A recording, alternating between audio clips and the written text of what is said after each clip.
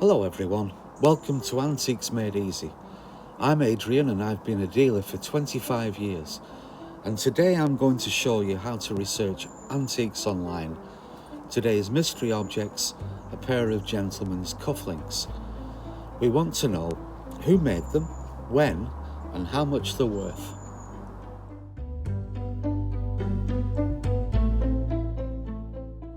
Well, the first thing we notice is that they're a pair of cufflinks. That's pretty obvious, and they're yellow metal.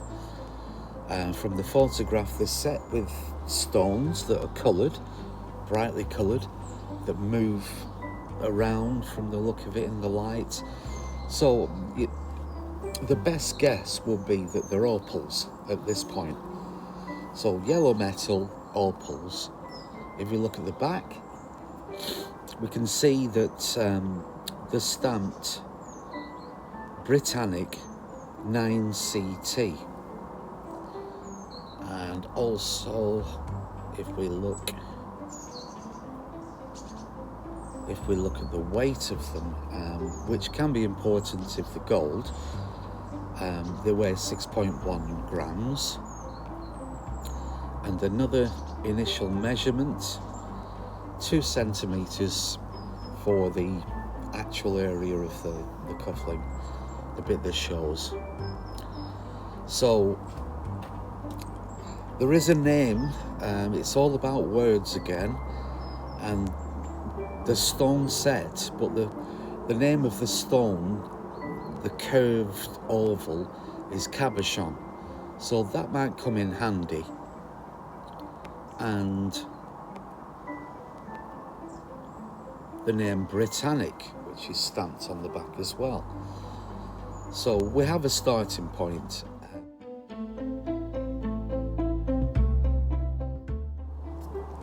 So now we head over to the internet, and I think this is going to be quite straightforward. Finding anything that's got a name on it is usually pretty easy.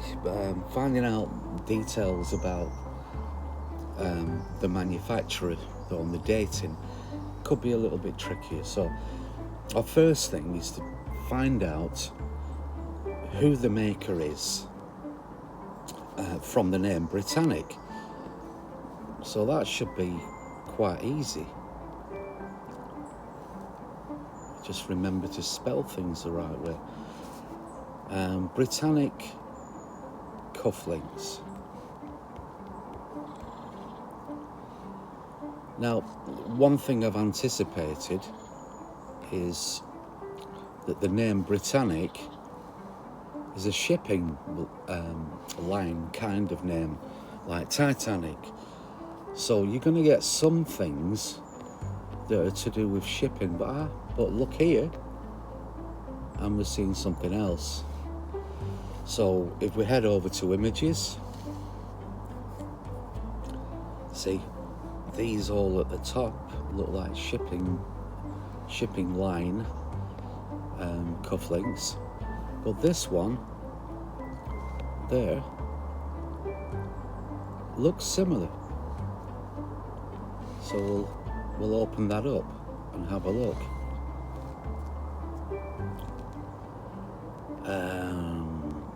Britannic opal cufflinks. A beautiful vintage pair of 9 carats, I presume that's 9 carat, made by Britannic, yellow gold cufflinks featuring 2 oval cabochon, bluish with yellow green organy red opals. So yeah, well, we now know that Britannic is a manufacturer. It says Britannic England, so I presume that's the name of a manufacturer of cufflinks. Let's see if there's any more images. No, just the two. But there's no picture of the back. So we're closer,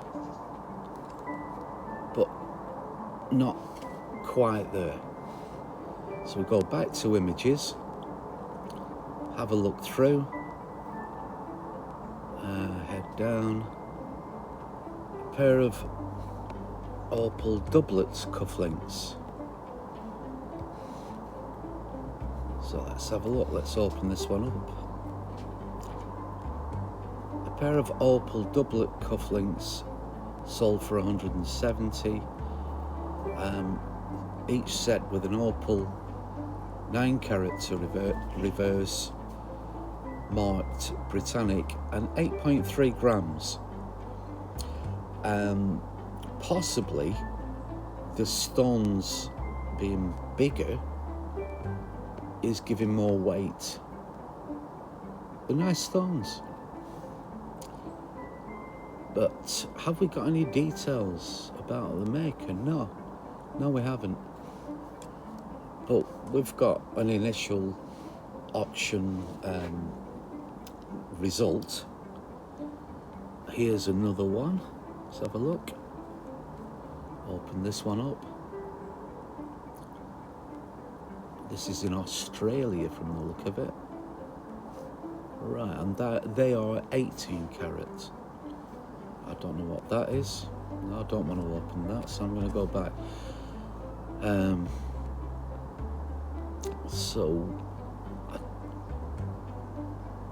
Unless there's some results down here. Oh, hang on, what's them? There. They look, apart from the stones, they look quite similar. Black Star Sapphire at 18 carat.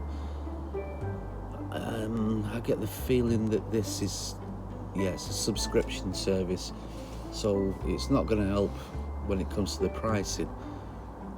So we know that Britannic was a manufacturer, a stamp found on cufflinks, and probably not connected at all with the ship Britannic.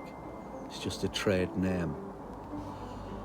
So when it comes to the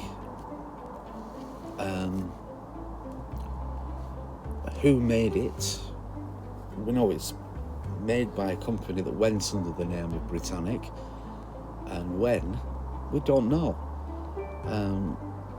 So let's see. Actually, I'll do a search here on the all to see if anybody else has got details. Now, there's a pair there and they're stamped Britannic. They're different, they don't have opals, but it might give some details of the actual maker. In the early 20th century, British jewellers excelled at creating elegant cufflinks, so that's good to know. Again, British. Britannic was a maker of fine cufflinks, watch bracelets and other jewels during the 1920s. So we have details about Britannic. Now, we could do a search for Britannic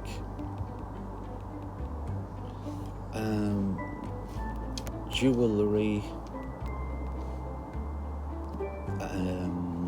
Now I've got to think. Manufacturer.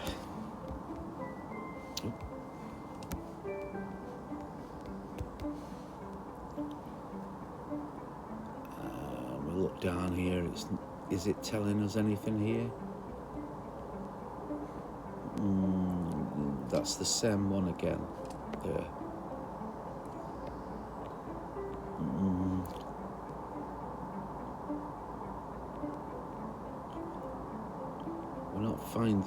We're not finding anything that's standing out as being information. So I might extend it to history, in case somebody's written a history about them. Why would this one come up with Edwin Harrop? I don't know. This one reads Britannica, so that's different.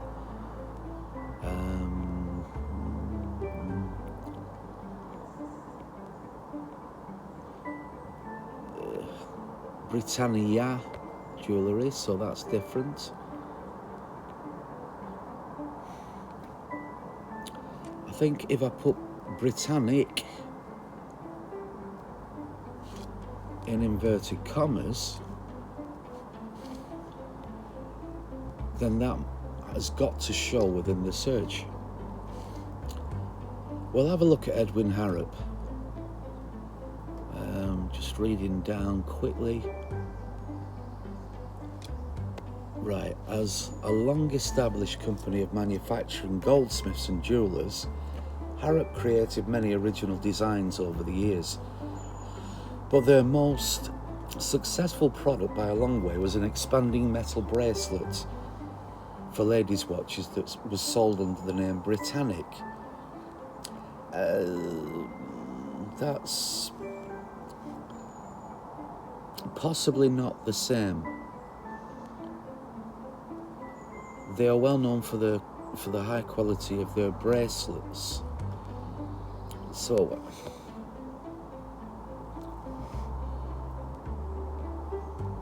it's possible. It is possible that they made jewellery, but it looks as if that's specific to watches.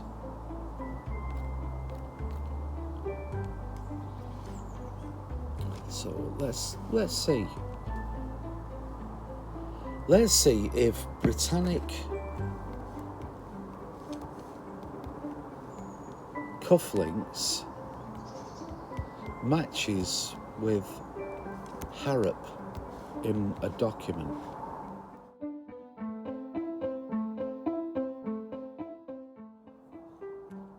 Right, so I'm back after a break. I realised early on that I'd missed something. It shows you should put your glasses on before you start researching. But here, Australian Art Deco 18 karat gold cufflinks, and it's got Harrop Edwin and Gold Ring Magnus Sydney. So there's an Australian connection with Edwin Harrop, who worked out of Clerkenwell, who was British. So it may explain where the opals came from. Possibly that they're Australian opals, and possibly even that they're Australian jewellery made in Australia. So if we look at that, we see a partnership. Here again, Edwin Harrop, Australian maker. So did he move to Australia? And who is Magnus Goldring? So let's put a search for Magnus Goldring and Edwin Harrop. Napkin ring made by Magnus Goldring, incorporating Edwin Harrop. There's a piece here as well made for Hardy Brothers, and that's silver. So he was a silversmith and a goldsmith and an entrepreneur, Edwin Harrop. So he's an interesting man, and the name Britannic turns up again on a silver cigarette case. So the name Britannic belongs to Edwin Harrop, definitely. So now if we extend that search to opal cufflinks, and I think a pair of antique Australian, where have they gone? Well, they're cufflinks by Magnus Goldring, and here Edwin Harrop and they're Edwin Harrop Magnus Goldring incorporating Edwin Harrop. So they both worked together in Australia. So now I think we've solved the first two problems. Who made them and when? It's pretty obvious that Edwin Harrop moved to Australia at some point, and it looks as if it was certainly after the success of his patent watch strap. So he may have moved there for reasons of sourcing materials like opals, and he worked with a man called Magnus Goldring in Sydney. So we know that these cufflinks were made by Edwin Harrop, possibly with Magnus Goldring, in Australia around about 1910 until 1930 something. So that solved that one. So now we come to the last stage, the valuation. So crack on with it. Edwin Harrop, opal cufflinks. Now I could put pricing, but I don't think that would work. We'll go quickly to shopping. I don't know whether this works. No. You can see it's quite disappointing, to be honest, with the shopping searches. You don't get what you're looking for. So I'll go to images, see if anything comes up here. We're not getting the opal ones. No, and very few images again. So it actually tells me that, well, hang on, I'll just broaden it out to Britannic and see if that comes up with something.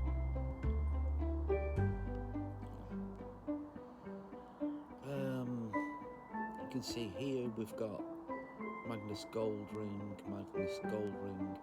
I think that's based on my previous searches, and there.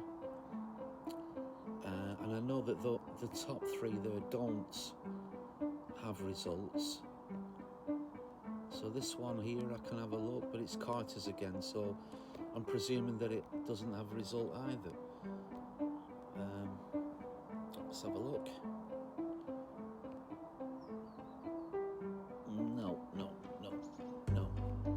No subscription. So we'll move on from that.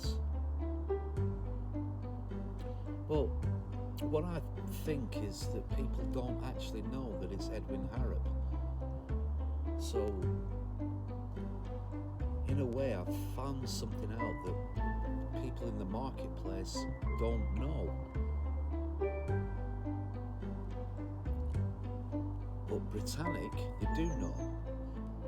So if we look quickly at this pair again, you can see there, I can't show it, but it's 1,200 Canadian dollars. We knew that before. The pair that sold in auction sold for 170. A gold coloured border, marked Britannic and 9 carat. Oh, well, it's 9 carat, it is gold. I think sometimes in auctions they say yellow metal or gold coloured, just to cover themselves. These, I think, are the same pair again. That pair, I don't think they are. I think it's unrelated. Have a quick look. Well, you have to work your way through all of this, and they possibly don't have prices anyway. Oh, they will do. It's Trocadero. That's an antiques selling site, but we'll leave that. So we've got a 180 plus commission buyer's premium. That's about £210, I would have said, possibly 220.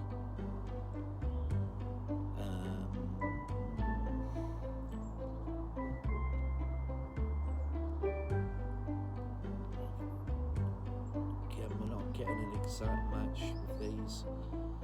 So valuation is a difficult thing. You've got to bear in mind that the retail cost in a jeweller's is going to be considerably more than the auction price. So the most, the best match are the ones in the sell room in Mactiers, that's in Scotland, at £220. So if an antique dealer owned them, they might sell them, say, for £350.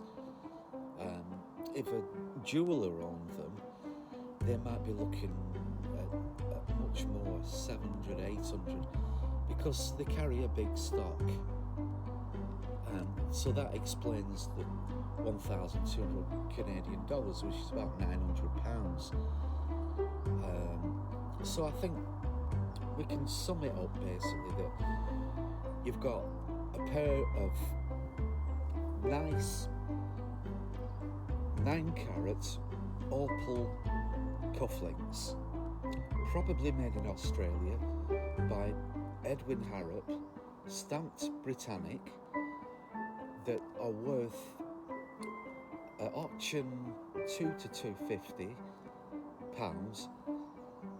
in an antique fur setting £350, and in a high-end retail shop £700 or £800. I hope you've enjoyed today's video. I'm going to be doing more of them. I've got a presence on Patreon. My name's Adrian Parker on Patreon. A YouTube channel by the same name, with more antiques valuations. I'll be doing valuations on a subscription basis on Patreon. So catch me there if you want to be a patron. And I might even cover a valuation of your item on YouTube.